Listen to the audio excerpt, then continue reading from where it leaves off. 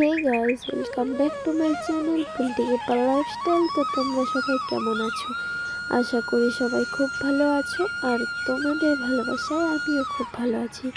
তো আজকে কোনো কথা হবে না, আজকে শুধু ফুল দেখা হবে। মানে এত সুন্দর জায়গা বলার মতো না।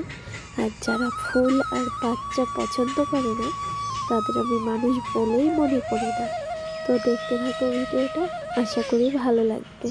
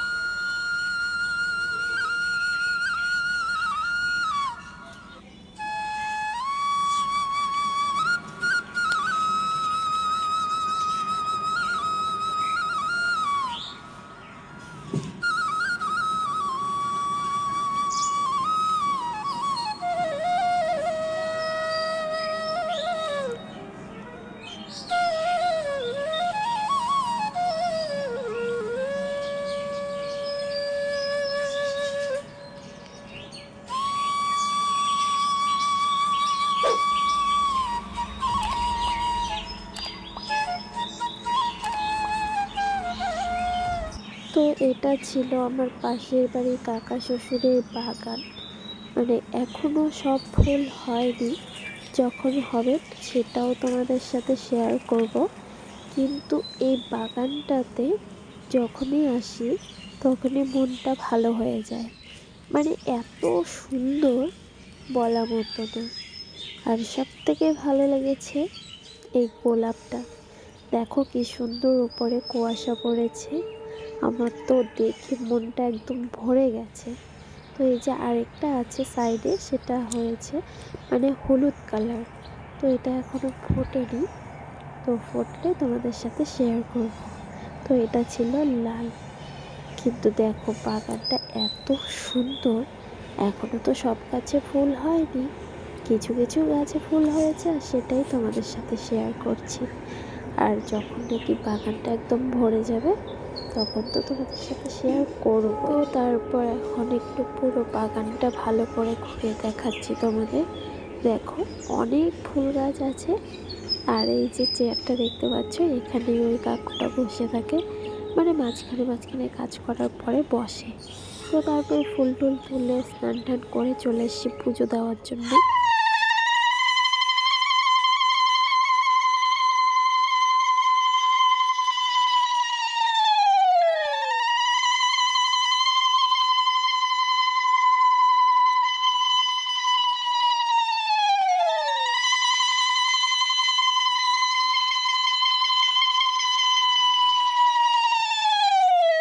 তো এটা ছিল ধনলক্ষ্মী। তো আমার এখন ঘট ঠট বসানো হয়ে গেছে, আর আমি এদিকে প্রদীপ আর ধূপকাঠিটা জ্বালিয়ে নিচ্ছি। তো ধূপকাঠি আর প্রদীপই নাকি মেন। তো আমি এখানে প্রসাদ হিসাবে সবসময় নকুলদানাই ব্যবহার করি, আর সাথে জলটাও দিয়ে দিলাম। তো এখন আমি ঠাকুরকে ফুল দিয়ে দিচ্ছি। তো এই জিনিসটার ব্যাপারে আমাকে বলেছিল, যখন ফুল দেবে তখন বলবে ওং গন্ধে পুষ্পে মা লক্ষ্মী শ্রী জলঘটেই নমঃ। তো আমি সেটাই বলছিলাম আর ফুল দিয়ে দিয়েছিলাম।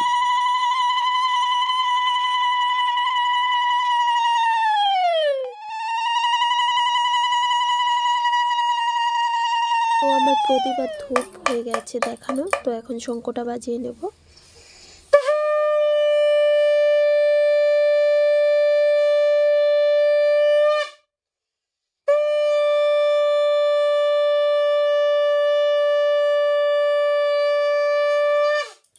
দোল পূর্ণিমার নিশি, নির্মল আকাশ, মন্দ মন্দ বহিতেছে মলয় বাতাস। লক্ষ্মী দেবী বামে করি বসি নারায়ণ, করেছেন নানা কথা সুখে আলাপন হেনকালে বিনা। আমি সম্পূর্ণই পাঁচালিটা পড়ে নিচ্ছিলাম, কারণ এটা অনেকেই বলে প্রথম থেকে লাস্ট পাতা পড়তে হয়।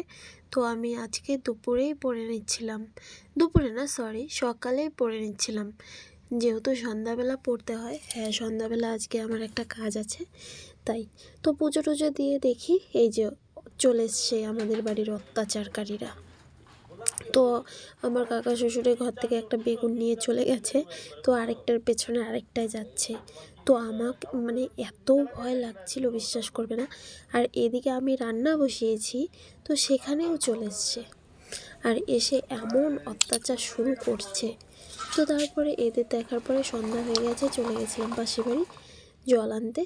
তো তারপর বরমশাইয়ের সাথে একটু রাগ হয়েছিল, তো বরমশাই রাগ করেছি বলে একটু ফ্রাই মোমো নিয়ে এসছে, আর ফ্রাই মোমোটাতে চিকেনে ভর্তি ছিল। তো যাই হোক, তারপর হচ্ছে আমি এখানে ফ্রাই মোমোটা খেয়ে নিচ্ছি, আর বরমশাই আমাকে ভেঙ্গাচ্ছিল প্রচুর। তো মানে আমি যেভাবে কথা বলি ও আমাকে শুনিয়ে শুনিয়ে ফোনে সেইভাবেই কথা বলছিল।